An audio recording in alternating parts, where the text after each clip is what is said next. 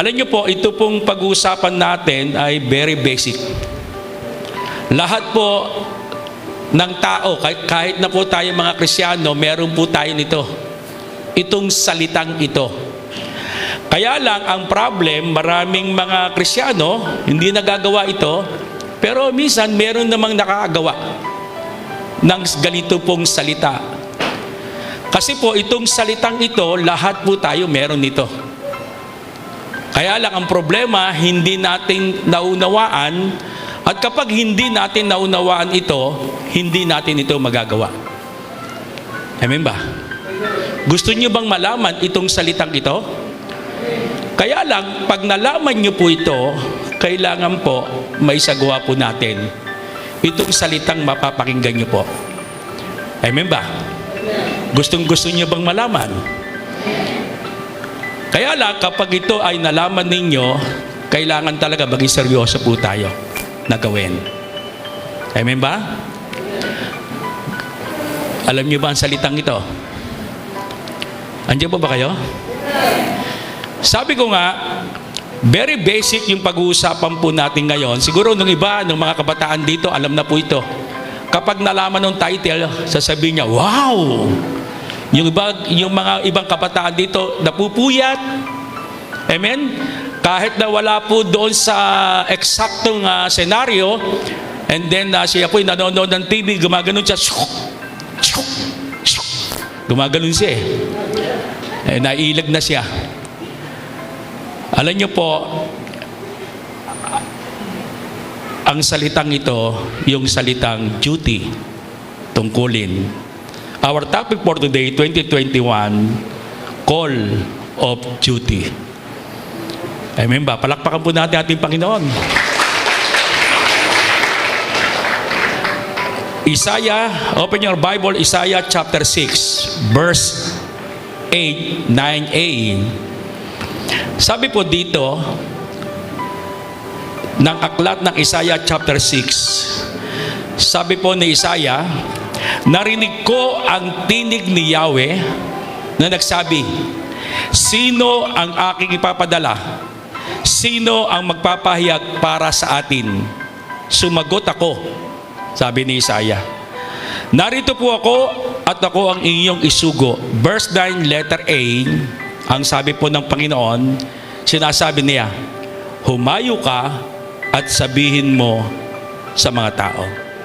Tayo po yumuko at tayo po ay manalangin sa ating Panginoon. Amen. Malakas na palakpak sa ating Panginoon. Magandang umaga din po sa mga nasa online. Mag-comment lang po kayo. Kanina po ay meron po tayong 39 viewers sa ating online. Paunti ng paunti na po sapagkat ng ibang mga lahing JCLM may sabik na umating po dito. Dito po, the historical background ng ating binasa, Isaiah chapter 6, is all about Prophet Isaiah. Si Propeta Isaiah, isang ordinaryong tao, isang ordinaryong mananampalataya na katulad po natin. Kung makikita po natin, wala siyang galing, husay. Pero dito po sa chapter 6, ito po, mga kapatid, ito po yung pagkatawag sa kanya.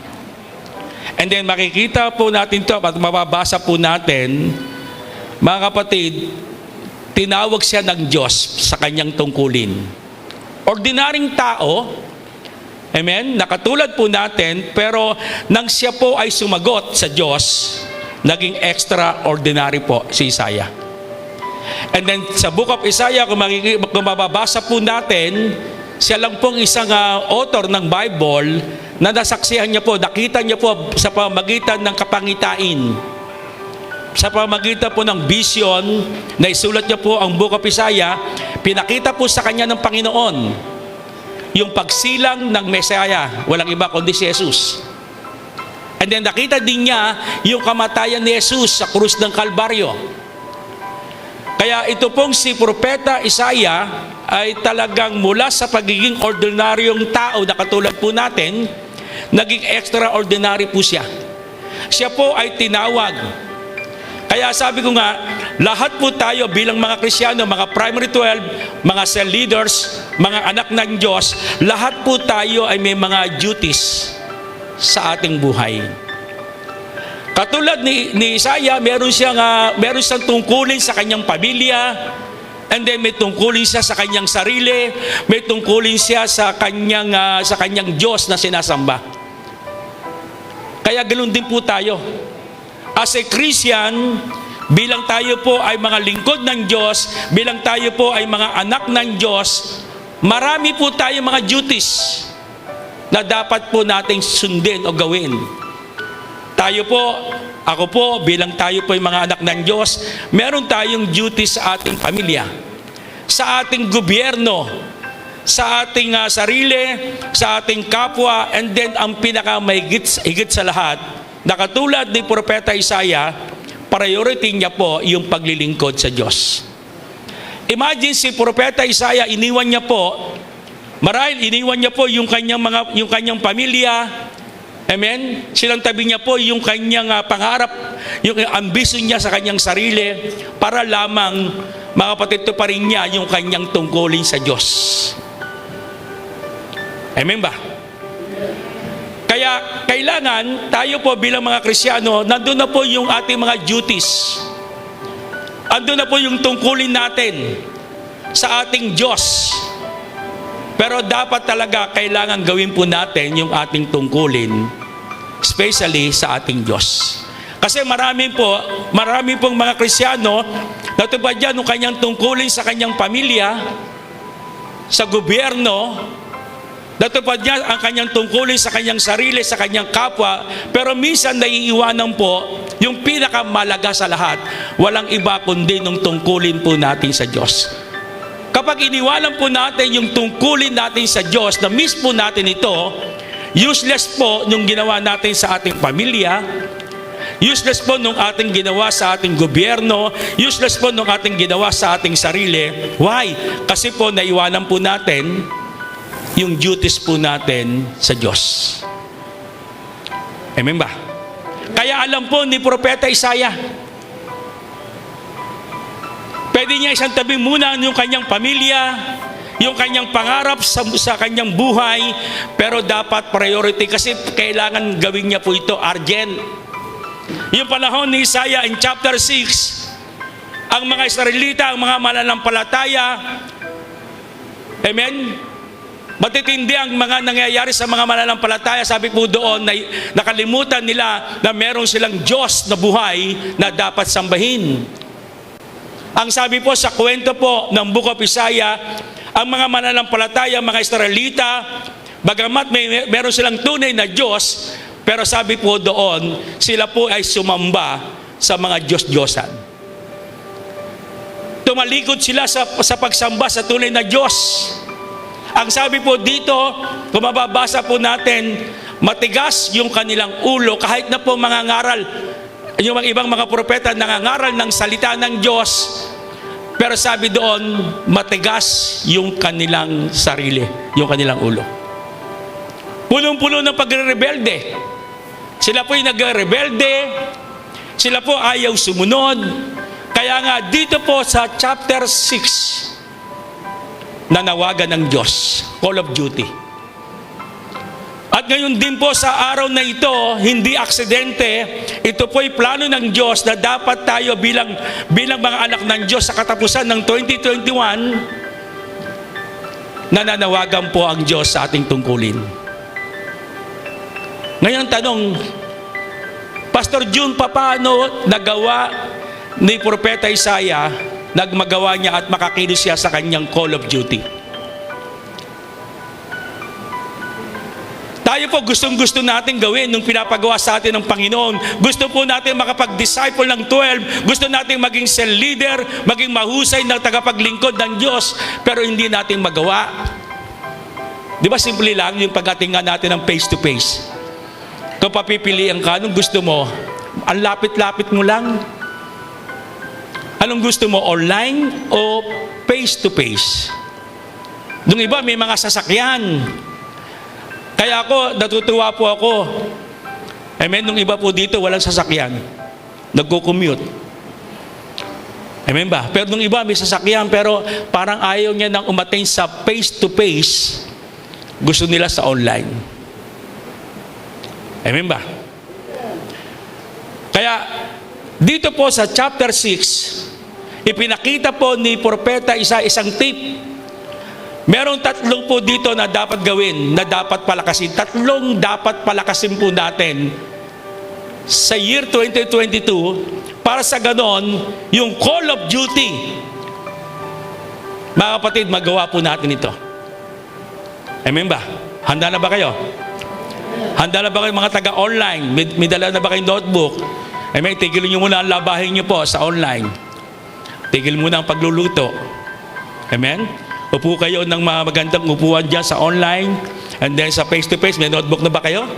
May ballpen na ba kayo? Amen? Say amen? Yung mga taga-balcony? Amen? Tignan po natin, tatlong dapat natin palakasin para magawa natin yung call of duty. Sabi po dito, in Isaiah chapter 6, verse 3 and 4, sabi dito, sinabi nila sa isa't isa ang ganito. Nakita po ito ni Isaiah at narinig mo. Sabi po dito, banal, banal, banal si Yahweh at makapangyarihan sa lahat. Ang buong daigdig ay puspos ng kanyang kaluwalhatian. Verse 4, sa lakas ng kanilang tinig na yanig ang mga pundasyon ng templo at ang loob nito na puno ng usok. Dito po sa chapter 6 ng Isaiah verse 3 and 4, makikita po natin, pinakita po dito ni Isaiah para makakilos siya sa call of duty, mga kapatid. Una po, number 1, palakasin ang spiritual na buhay. Amen? Hindi natin magagawa yung tungkulin natin sa Diyos.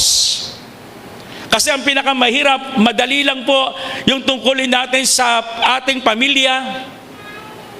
Madali lang po yung ating tungkulin sa ating sarili, sa ating kapwa. Pero ang pinakamahirap pong gawin, mga kapatid, yung tungkulin po natin sa Diyos. Kasi po, yung tungkulin natin sa Diyos, take note, ito po ay pang-espiritual. Na kung saan kapag ginagawa po natin na naglilingkod tayo sa Diyos, hindi natin nakikita yung promises. Hindi natin nakikita yung mga pagpapala ng Diyos. Hindi katulad sa mga bagay ng mga duty natin, kapag tayo nagtatrabaho, kapag tayo nagninegosyo, kita-kita natin yung kita po natin, yung sweldo. Pero kapag gumagawa ka na po ng duty mo sa Diyos, parang suntok sa hangin. Kaya minsan maraming mga Kristiyano, mga lingkod ng Diyos, amen, nangihina, tumatamlay sa paglilingkod sa Diyos. Pero kailangan po, number 1, palakasin ang spiritual na buhay. Ngayon, pinakita po dito ni Propeta Isaiah kung paano siya lumakas spiritual. Tandaan niyo po yung mga ginagawa po natin sa Panginoon. Yung cell group po natin, every week, nagkakandak tayo ng cell group.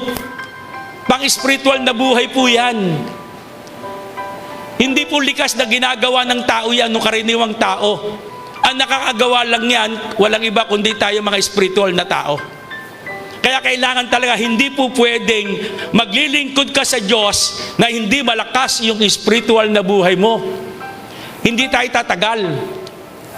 Pero kapag malakas yung spiritual na buhay mo, mga kapatid, hanggang dumating ang ating Panginoong Hesus, still tayo po ay naglilingkod pa rin sa Panginoon. Amen ba? Tingin niyo po na sa paligid niyo po, mga kapatid, ang daming mga lingkod ng Diyos na kasabay ninyo. May init, mga apoy sa paglilingkod, pero mga ilang taon, nagkaroon lamang ng crisis, nagkaroon lamang ng mga pandemic na nangyari sa ating buhay, biglang na lamang nawala. Why? Kasi po ang paglilingkod sa Diyos, hindi lang siyang pang-physical, mga kapatid, mas matindi po, malaking porsyento po sa spiritual na buhay po natin. Kaya dito, sabi po dito, mga kapatid, sa verse 3, paano lumakas yung ating spiritual na buhay. Ang sabi po dito, nakita po ni Isaiah, meron pong sumisigaw na banal, banal, banal si Yahweh at makapangyarihan. Kaya, paano po magkakaroon ng spiritual na buhay? Lumakas ng ating spiritual na buhay. Una po, number 1, ipahayag ang kabanalan ng Diyos.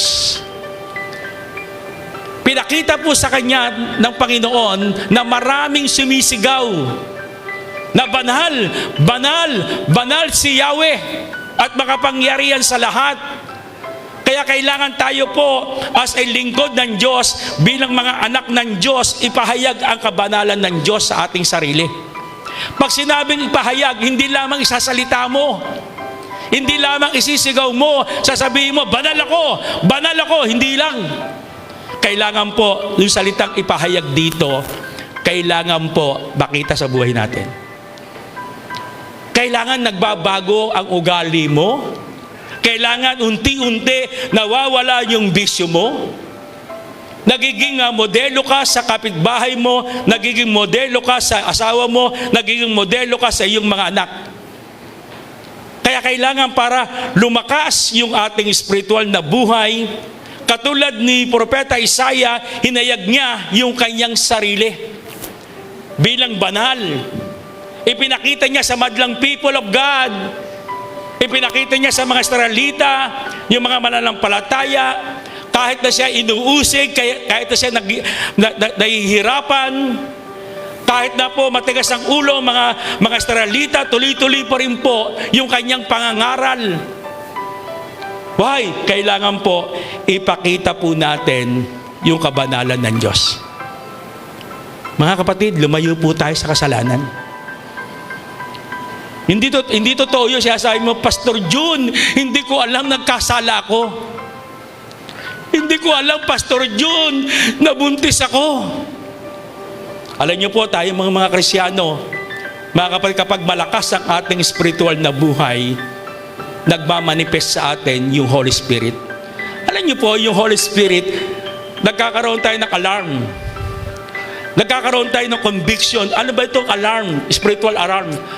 Kapag tayo palapit sa kasalanan, sasabihin, put! Lalapit ka rin, put! Lalapit ka rin sa kasalanan, put! Put! Pag malapit tayo, put! Put! Put! Put! Put! Put! Put! Nag-a-alarm po yan. Amen? Kaya bago magkasala ang isang Kristyano, ang mga lingkod ng Diyos, kahit na pastor, bagong magkasala po, mga kapatid, makarating sa kasalanan po, marami pong alarm. Amen ba? Pastor June, aksidente, nagkasala ko. Wala po aksidente. Lahat nakaplano sa'yo. Amen ba? Naalala niyo ba si David? Amen? Nakiapit kay Batseba siya. Mga kapatid, hindi po isang araw lang yun. Yung unang araw, nakita niya si Batseba na sa batya na hubad. Dumating ng ibang araw, anong ginawa niya? Nagplano po siya. Hanggang bandang huli sa dulong-dulo ng buhay ni David, nagkasala po siya. Amen ba? Alam mo na, ang kasama mo sa hotel ay boyfriend mo. Bago sasabihin mo, pastor, nagpe-pray kami sa hotel, kami dalawa lang. Ano kaya pinagpe-pray ninyo? Nag-speaking tongue pa nga kami. Mag-boyfriend kayo nasa hotel. Ngayon mga kapatid, magpapasko, bukas na po ang mga hotel. Tama ba ako, Sir Mayet? Bukas na ba ang mga hotel? Hindi alam no? Sino may alam dito? Hindi ba kayo? Uso na naman ng mga hotel, California. Tapos kakanta kayo, hot legs, I love you, honey. Amen ba? Kaya kailangan talaga ipahayag ang kabanalan ng Diyos kahit nasa labas ka ng church, ihahayag mo, banal ang Diyos. Ang problema, tayo po mga minsan dito, ng mga kumakanta, amen, nagwo-worship, pinapahayag niya ang kabanalan ng Diyos. Banal ang Diyos. Pag uwi, madumi ako. Kaya nga makikita po natin yung nakita po ni Isaiah, mga kapatid, yung kabanalan ng Diyos. Sabi niya, patay ako, marumi ang aking labi. Bakit kaya marumi ang labi niya? Kasi karamihan po, nawawala kabanalan sa salita. Amen? Yung makapagmura ka lang, PI ka! Pero unti-unti nawawala na po yan. Yung salitang PI, yung letter P, nagiging praise the Lord. Amen? Lahat naman tayo natutong magmura. Amen ba? Nandiyan ba kayo? Pero ngayon, unti-unti nasasabi mo, praise the Lord, hallelujah. Why? Para palakasin ang spiritual na buhay, katulad ni Propeta Isaiah, ang ginawa niya po, pinahayag niya po yung kabanalan ng Diyos. Hindi lang pang church po ito, dapat lalo sa labas ng church, ipakita mo na ikaw ay banal, hindi ka pwede makakompromise. Amen? Hindi po pwedeng wala ka na sa church, andun ka pa, kapag ikaw ay pinainom ng alak, amen, wala naman si pastor, wala naman si cell leader, tatago ko na lang, and then mag-i-smoke ako, hindi makikita. Amen ba? Andiyan ba kayo? Pwede ba ang mga kabataan po dito na may mga boyfriend, girlfriend, pag kayo po ay pupunta sa hotel, i-text lang ninyo ako, pastor, pwede ba ako pumunta kami sa hotel kasama ko boyfriend ko para maunawaan ko naman? Amen ba? Alam niyo sa bandang huli, ang kawawa pastor, sa pastor, ikasal niyo po kami. Bakit? Buntis na po ako. Eh, si pastor naman mabait. Sige, kaysa magkasala ulit kayo. Amen ba?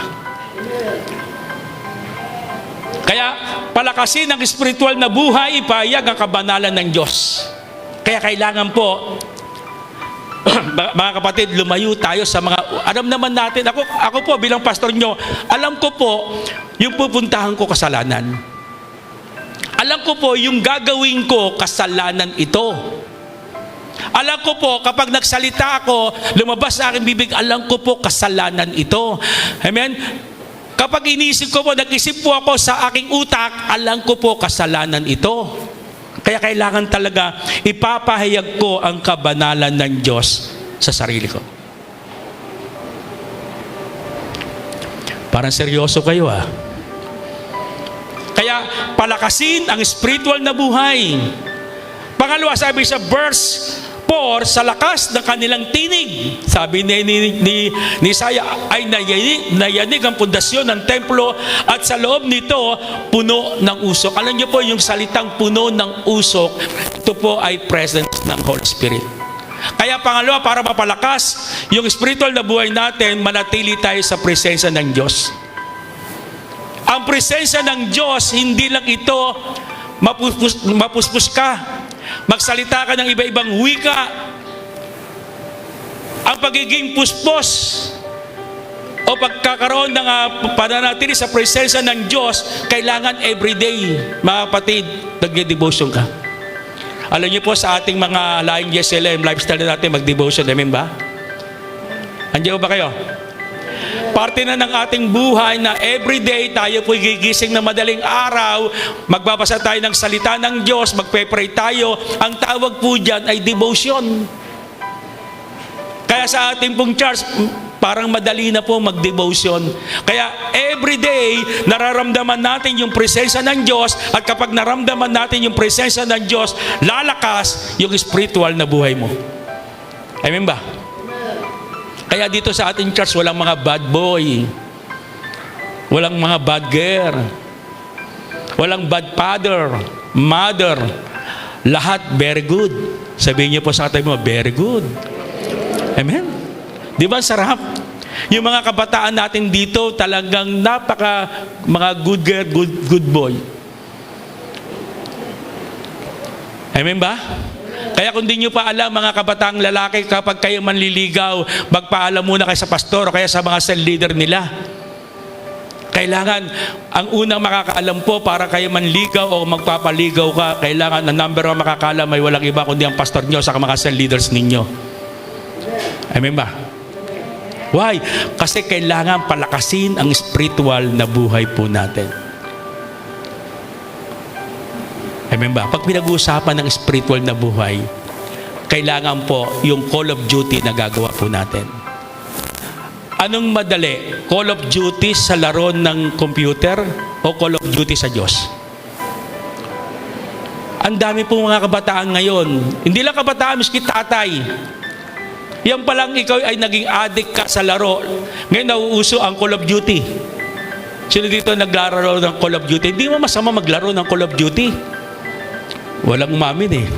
Parang ako lang eh, no? Amen? Hindi naglaro ng Call of Duty. Amen? Nagpupuyat sila sa paglaro ng Call of Duty kaya hindi sila makapag-pray. Sabi ko nga sa inyo, hindi po masama yung mga laro sa mobile. Ang masama, maging addict ka nito. Ay baka mimiya, nasa bahay ka, nagiging addict ka. Amen? Nakita ko po, may nakita po ako, nag-addict sa laro, ang buong bahay nila ang dumi. Yung kanyang kinainan, tinatapon na lang, hanggang naging basura na po. Amen? Why? Kailangan po mga kapatid, palakasin natin yung ating spiritual na buhay. Amen ba? Pangalawa, sabi po dito, in verse 8, letter A, sabi sa wikang Tagalog, letter A, at narinig ko ang tinig ni Yahweh. Sa wikang English, then I heard the Lord asking. Dito ni Propeta Isaiah. Ang sabi po dito, mga kapatid, narinig ko ang tinig ni Yahweh. Kaya pangalawa po na dapat palakasin natin, palakasin ang tenga. Amen. Sabihin niyo po, tenga. Baka magkamali po kayo eh. Sabihin niyo po, 1, 2, 3, palakasin ang tenga.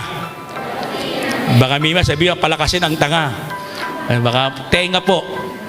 Ulitin ko po, tenga, no? Why? Kaya makikita po natin, ang ginamit po ni Propeta Isaiah, mga kapatid, number 1, unang ginamit niya yung kanyang tenga. Alam niyo po, isa sa mga daan o way para tayo makakonekta sa Diyos, mga kapatid, ang una po, tenga. Amen?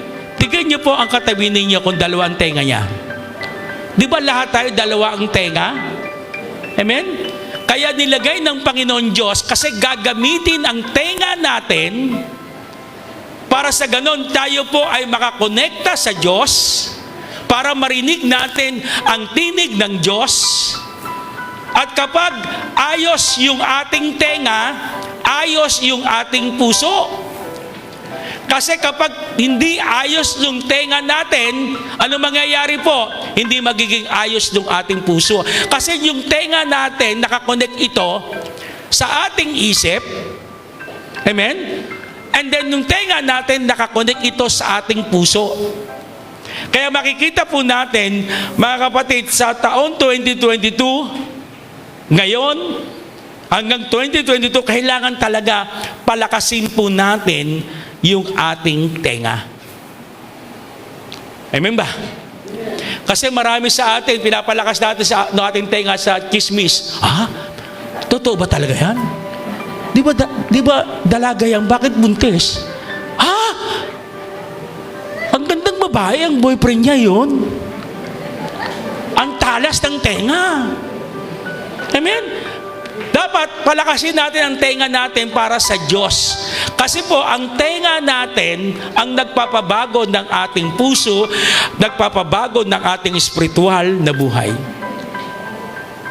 Di ba kaya minsan nagagalit ka sa tao, iba ang pandinig mo? Amen?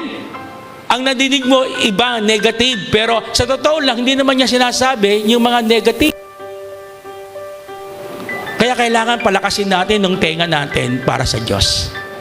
Amen? Nandiyan ba kayo?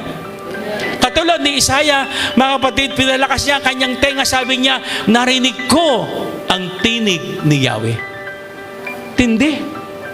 Kaya pala Call of Duty siya.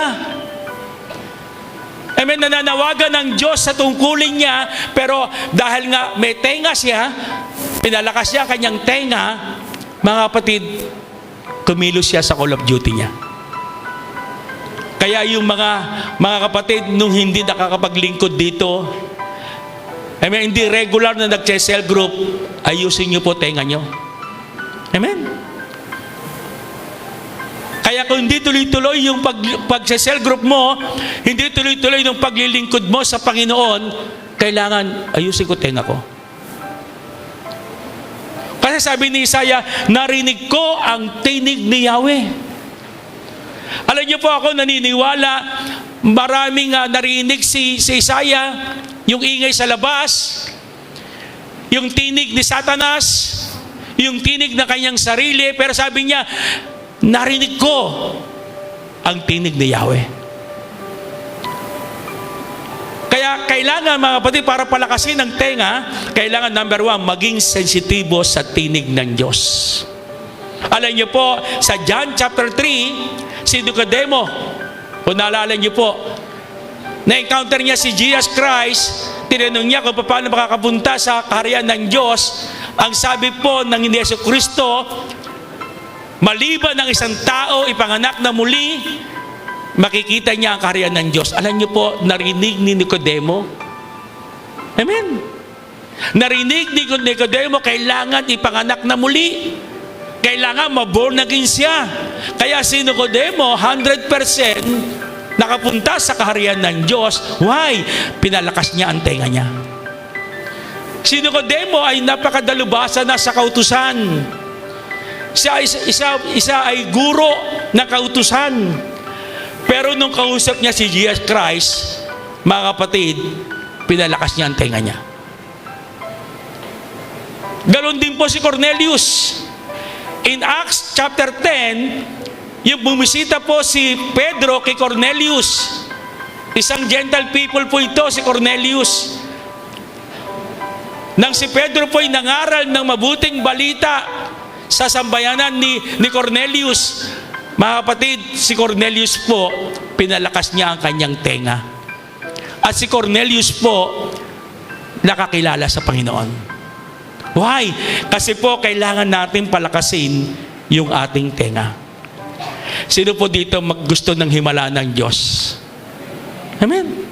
Si Bartimaeus, mga kapatid, yung narinig niya si Jesucristo paraan sa kanyang harapan, alam niyo po, narinig niya po si Jesucristo. At yung narinig niya si Jesucristo, na-enkwentro niya si Jesus Christ. At dahil dito, si Bartimaeus, isang bulag. Narinig lang niya. Kasi bulag nga siya. Pero meron isang pandinig. Darating daw si Jesus sa kanilang lugar. Pinaghandaan po ni Bartimaeus. Amen? At anong paano niya nakita? Alam niyo po, ang ginamit ni Bartimaeus, siguro habang lumalakad si Jesucristo, nagkisigawan ng tao. Pero sabi niya, paano ko makikilala si Jesus? Pero dahil nga pinalakas ni Bartimaeus ang kanyang tenga, alam niya, amen, ang magsasalita si Jesus. Sa dami-dami na nagsasalita, ako naniniwala, may pinalakas ni Bartimaeus yung kanyang tenga, and then nakita at naramdaman niya si Jesucristo ay malapit na sa kanya. Kaya lumapit si Bartimaeus, sumigaw siya, Jesus, anak ni David, maawa ka sa akin. Si Jesucristo narinig din. Amen. At lumapit si Jesus kay Bartimaeus, sabi niya, anong gusto mo? Ang sabi ni Bartimaeus, gusto kong makakita. Amen? Yung sinabi ni Jesus, ngayon din makakita ka. Narinig ni Bartimaeus at siya nakakita. Amen ba? Kaya kailangan talaga yung call of duty para magawa po natin. Kaya hindi mo magawa yung pinapagawa ng Diyos sa iyo. Hindi ka makapaglingkod talaga ng tuloy-tuloy ng paglilingkod sa Diyos kasi po marami tayong naririnig. Siya sabi sa iyo ng sarili mo, okay lang na hindi ka maglingkod. Mabait naman si Lord. Amen, sa langit ka naman. Pero kailangan, mga kapatid, mapakinggan po natin ang tinig ng Diyos. Amen. Kaya palakasin ang tenga. Maging sensitibo sa tinig ng Diyos. Huwag tayong maging sensitibo sa tinig ng mga tao. Madi-discourage ka lang. Pero kapag ang tinig ng Diyos, naging sensitibo tayo, may encourage tayo, mapapalakas po tayo at magagawa natin ng duty po natin sa Diyos. Amen. Pwede ba palakpakan niyo si Lord? Tindi, no? Tenga lang pala. Amen? Lahat tayo na born again dahil sa tenga. Amen ba? Kasi kung walang nangaral, amen? Kung walang nangaral ng kaligtasan, ay wala ka dito ngayon. Pero dahil nga pinalakas mo yung tenga mo sa Diyos, nakareceive ka ng salvation. Kaya pangalawa, mga kapatid, palakasin natin yung ating tenga. At sabihin niyo po sa katabi ninyo, huwag kang bingi. Another po, sa salitang Bisaya, alam ni Brother Melvin to, huwag kang bungol. Tama ba, Brother Melvin, bungol? Okay. Sa Bisaya, bungol. Sa Ilocano kaya? Ano? Tulog? Tulog. Tulog. Okay? Eh, sa ibang translation, tuling eh. Tuling. Tuling. Amen, tuling. Sa Ilocano, tuling. Sa iba naman, tulong, no? Amen. Mga kapatid, ang tinig ng Diyos ay malapit lang sa atin. Amen? Hindi ka tuloy, Pastor Diyos, sumisigaw, pero ang tinig ng Diyos, hindi siya sumisigaw, pero dapat malakas ang tenga. Amen ba? Kasi tayo minsan malakas lang tayo. Amen? Humayo tayo sa Panginoon. Ha? Humayo tayo sa Panginoon. Ha? May pera. Asan pera? May ayuda. Asan na ayuda? Pero bulong lang yun. May ayuda. Ha? Asan na ayuda? Humayo ka. Humayo ka. Ha? Mag-disciple ka. Ano? Pero pag sinabi, ayuda, asan ayuda? Saan lugar yan? Amen. Kaya kailangan palakasin natin ng ating tenga. Amen? Sa Diyos. Di ba sarap? Kaya pangalawa, para call of duty tayo, palakasin ang tenga. Pangatlo, in verse 8 letter B, sabi po dito, sino ang aking ipapadala? Sino ang magpapahayag para sa atin? Sumagot ako. Dito ni Isaiah. Hindi paligo-ligo si Isaiah. Hindi niya tinignan si Brother Melvin. Hindi niya tinignan si classmate. Pero sabi niya, sumagot ako. Narito po ako. Ako ang inyong isugo. Alam niyo po, pangatlong dapat palakasin natin, mga kapatid, sa year 2022, kahit ngayon, palakasin ang paglilingkod. Si Isaiah, kaya nagawa niya ang call of duty niya sa Panginoon hanggang kamatayan, hanggang sa dulo ng Book of Isaiah, chapter 66.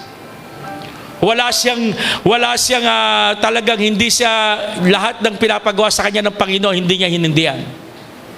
Di ba sa Isaiah 20? Ang sabi sa kanya ng Panginoon, maghubad ka, naked ka, 3 taong kang lalakad sa Jerusalem na hubot-hubad, naked, pero ginawa niya po ito. Bukod sa naked siya, wala pang panyapak po siya. Why? Kasi po mga kapatid, malakas yung kanyang tenga, malakas yung kanyang spiritual na buhay, malakas din yung kanyang paglilingkod sa Diyos. Mga kapatid, nawa, tapusin na natin mga kapatid ng paglilingkod po natin. Wala nang tatalikod sa paglilingkod. Ako po ngayon mga kapatid, dahil nga 24 years na po, 25 years na po yung ating church, 25 years na po akong naglilingkod na pastor sa Panginoon. Amen? Yung po nung napakahalaga po, mga kapatid. Kailangan po, katulad ni Isaiah, palakasin ang paglilingkod. Sabi niya, here I am, send me. Ang ibig sabihin po nito, yung palakasin ng paglilingkod sa Diyos, kusang loob ng pagtugon. Sabi dito, here I am. Mga kapatid, huwag na natin hintayin sabihin ng pastor, sabihin ng primary 12, amen, na kailangan tayo po itumugon, kailangan magkukusa na tayo katulad ni Isaiah. Ako po naniniwala, mga kapatid, maraming kasamang lingkod si Isaiah. Pero siya po ang nagkusang loob. Nagkusang loob sa pagtugon. Why?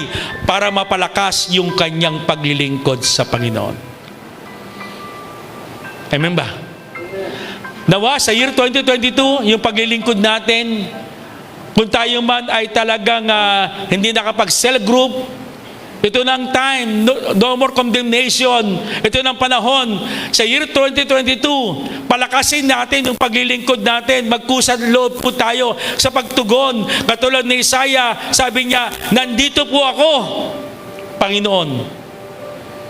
Kaya kailangan para mapalakas ng paglilingkod natin, kusang loob sa pagtugon po natin.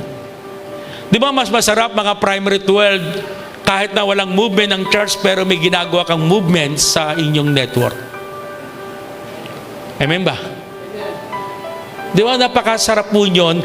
Ikaw mismo nga as a primary 12 ka leader, parang pastor ka na nga, ginagawa mo yung pinapagawa sa iyo ng Panginoon. Kaya palakasin ang paglilingkod sa Diyos. Katulad ni Propeta Isaiah, kusang loob siyang tumutugon. Sabi niya, here I am. Lord, nandito po ako. Pangalawa, sabi dito, mga kapatid, send me. Sabi dito, pangalawa, agad-agad sa pagtugon. Hindi lamang sinabi niya, andito po ako. Ang ginawa niya po, talagang agad-agad, ginawa niya po. Nagpasugo po siya sa Diyos. Wala siyang arte, wala siyang kieme, ginawa niya po yung duty niya sa Panginoon. Amen ba? Kaya kailangan po yung call of duty po natin. Lahat tayo dito mga kapatid sa mga line GSL, nasa online ka man, nasa face to face, meron tayong call of duty na dapat gawin po natin, especially sa ating Diyos. Okay, sa family natin, meron tayo, sa ating sarili, sa ating kapwa, sa ating gobyerno, good. Pero mas mahalaga po, magawa po natin, priority po natin, yung ating duties sa ating Panginoon. Amen ba? Kaya last, sabi dito, palakasin ang paglilingkod sa Diyos. Kung ang paglilingkod mo ngayon, amen, nasa 8 ka ngayon sa paglilingkod mo, sa next year, 2022, kailangan ang paglilingkod mo, 10 ang score mo. Lalo mo pang i-level up yung paglilingkod mo sa Panginoon. Katulad ni Isaiah, sabi niya, send me. Ako ang isugo po ninyo. Hindi sila. Ako po ang isugo po ninyo. Alam niyo po, kapag ganito po mga kapatid, may spread kagad ng ating church. Yung mga outreaches natin, hindi na siya magiging outreach, magiging church na po. Amen. Ilang taon na nung mga outreach natin, hanggang ngayon outreach pa rin. Huwag kayong papayag. Yung mga coordinator, yung mga cell leader sa outreach, huwag tayong papayag na habang panahon tayo outreach. Kailangan maging church po tayo. At hindi ka din papayag habang panahon cell member ka, nagdedede ka pa. Kailangan someday maging cell leader ka, naglilingkod ka sa Panginoon. Paano mangyayari ito? Kailangan palakasin mo ang iyong spiritual na buhay, palakasin ang tenga, palakasin ang paglilingkod sa Panginoon. Alam niyo po, in conclusion is Isaiah 6, chapter 6, 9a, and he said, yes, go and say to the people. Sa wikang Tagalog, at sinabi niya, humayo ka at sabihin mo sa mga tao. Amen? Kaya kailangan, mga kapatid, listen carefully.